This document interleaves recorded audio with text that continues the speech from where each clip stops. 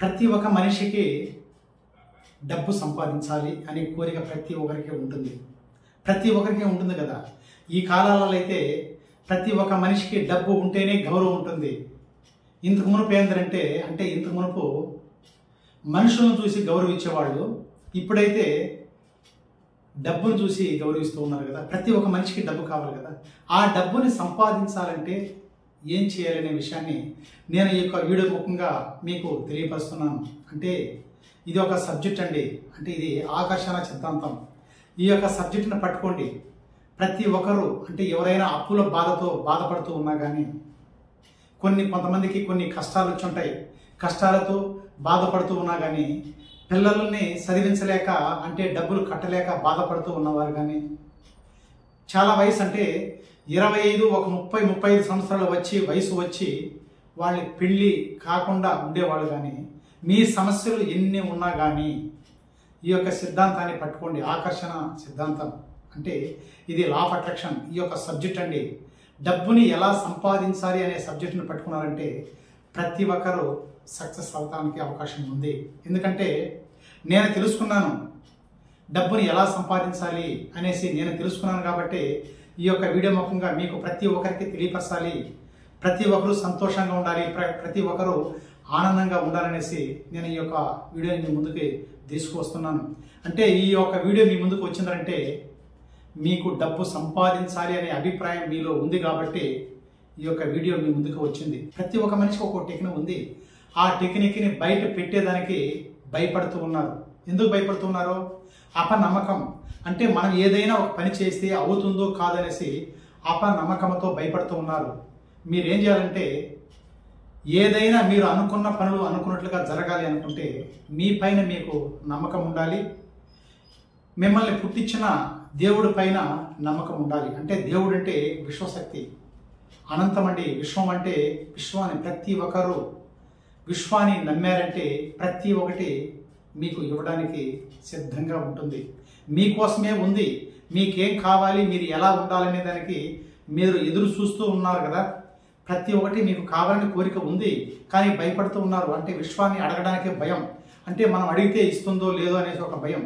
విశ్వానికి ప్రతి ఒక్కటి తెలుసు. నువ్వు ఎలా ఉన్నావో, ఏ మార్గంలో పోతున్నావో, నువ్వు పేదవాళ్ళుగా ఉండాలని నీ యొక్క మైండ్ చెప్తుందా, ధనవంతుడుగా ఉండాలనేసి నీ మైండ్ చెప్తుందనేసి ప్రతి ఒక్కటి విషయం కనిపెడుతూనే ఉంటుంది. నువ్వు ఏదైతే ఆకర్షిస్తావో అది నీ దగ్గరికి ఖచ్చితంగా వస్తుంది. నమ్మకం, ప్రతి ఒక్కదానికి నమ్మకం ఉండాలి. ఏ పని చేయాలన్నా కానీ ఒక నమ్మకం అనేది ఖచ్చితంగా ఉండాలండి. నేను ఎందుకంటున్నానంటే ప్రతి ఒక్క మనిషి ఇప్పుడు ఉదాహరణగా నేను ఒక విషయాన్ని మీకు అర్థమయ్యే భాషలో ఒకటి చెప్తాను, ఒకటి వినండి. ఇప్పుడు ఒక కుటుంబం ఉంటుంది. ఆ కుటుంబంలో యజమాని ఉంటారు, పిల్లలు ఉంటారు కదా. ఒక కుటుంబం ఉంటుంది. పిల్లలు పెద్ద అయిన తర్వాత వాళ్ళకి ఒక 25, 27, 28, 30 సంవత్సరాల లోపల పెళ్లి చేస్తారు కదా. పెళ్లి చేయాలనుకుంటే వీళ్ళు ఏం చేస్తారో, అబ్బాయి అయితే అమ్మాయి ఎక్కడైనా ఉందనేసి ఎవరైనా సొంత కూడా అడుగుతూ ఉంటారంటే పెళ్లి చేసేదానికి. ఇదే విధంగా అమ్మాయి వాళ్ళు కూడా అబ్బాయి ఎవరైనా ఉంటారా పెళ్లి చేయడానికి అడుగుతూ ఉంటారు కదా. ఎవరో ఒక అమ్మాయి కుదురుతుంది, వాళ్ళు 10 మందిని రమ్మంటారు, వీళ్ళు 10 మందిని రమ్మంటారు. ఒక జ్యోతిష్కుని కాడికి పోయేసి శాస్త్రాలు చూస్తారు కదా. ఒక పెళ్లి చేయాలనుకుంటే ఈ దినాల్లో అదే కదా, వీళ్ళు ఐక్యంగా ఉంటారనేసి పేరు బలాలు చూసి పెళ్లి చేస్తారు కదా. ఇది మీకు తెలిసిన విషయమే, మీ చుట్టుప్రక్కల తెలిసిన విషయమే. ఈ విషయాన్ని మీరు బాగా గమనించాలండి. నమ్మకం అనే దానికి ఈ యొక్క విషయాన్ని మీరు బాగా గమనించాలి. కొంచెం చూడండి, ఈ యొక్క వీడియోని పూర్తిగా చూడండి, సబ్స్క్రైబ్ చేయండి, లైక్ చేయండి, షేర్ చేయండి.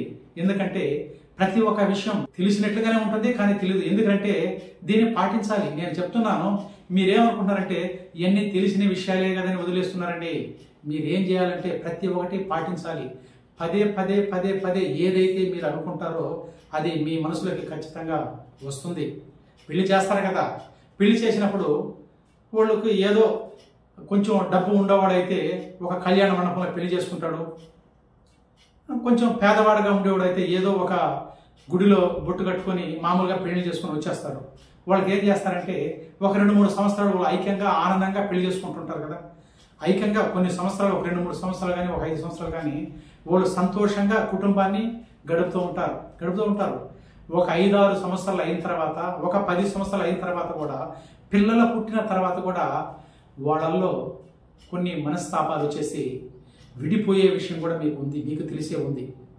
విడిపోతారు కదా, ఒక 5 సంవత్సరాలు 10 సంవత్సరాలు ఆనందంగా ఉండి సంతోషంగా ఉన్న కుటుంబం కూడా కొన్ని సంవత్సరాలు అయిన తర్వాత విడిపోయిన సందర్భాలు కూడా మీకు కనిపిస్తూనే ఉన్నాయి, ఎదురుగానే ఉన్నాయి. అది ఎందుకు జరుగుతుందో ఒక్కసారి క్షుణ్ణంగా మీరు ఆలోచన చేయండి. మీరు అంటున్నారు వాళ్ళకి పెళ్లి చేశారు, వాళ్ళకి జ్యోతిష్యం చూశారు, పేరు బలాలు చూశారు, అన్నీ బాగున్నాయనేసి వాళ్ళు 10 మంది వచ్చారు, వీళ్ళు 10 మంది వచ్చారు, నీట్గా పెళ్లిళ్ళు చేసినారు. 10 సంవత్సరాలు కానీ 5 సంవత్సరాలు కానీ కనీసం 1 సంవత్సరంలో కూడా విడిపోయిన కాపురాలు ఉన్నాయి. ఒకసారి మీరు గమనించండి, అది ఎందుకు విడిపోతుందో ఒకసారి చూడండి. అందుకే చెప్పాను, మీరు ఏదైనా సక్సెస్ కావాలన్నా కానీ, మీ కుటుంబం బాగుండాలన్నా కానీ మీ యొక్క మైండ్ సెట్ బాగుండాలి, మీ యొక్క ఆలోచన విధానం బాగుండాలి. విడిపోవడానికి కారణం ఎవరు? మీరే కదా.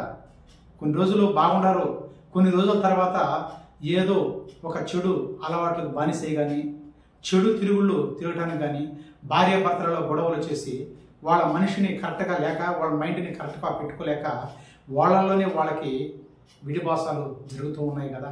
అందుకే చెప్తున్నా, ప్రతి ఒక్కదానికి మనిషే కారణం, మీ ఆలోచన విధానమే, మీ క్రమ పద్ధతే.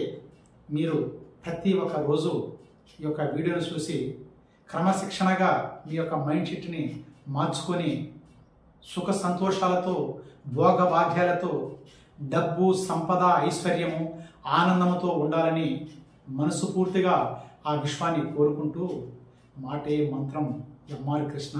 Thank you universe.